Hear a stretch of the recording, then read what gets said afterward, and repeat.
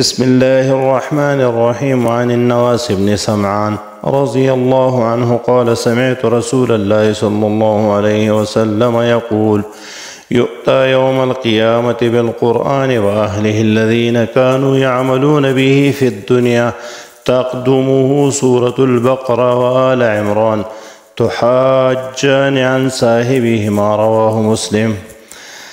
حضرت نواس بن سمعان رضی اللہ عنہ فرماتے ہیں کہ میں نے رسول اللہ صلی اللہ علیہ وسلم کو یوں فرماتے ہوئے سنا کہ قرآن کریم کو اور ان لوگوں کو جو دنیا میں قرآن پڑھتے تھے اور اس پر عمل کرتے تھے قیامت کے دن حاضر کیا جائے گا۔ سورہ بقرہ اور سورہ آل عمران آگے آگے ہوں گی اور قرآن پڑھنے والی کی طرف سے اپنے رب کے ساتھ بخشش کے سلسلے میں جھگڑا کریں گے، یعنی قرآن پڑھنے والی کی بخشش کے لیے پرزور سفارش کریں گے۔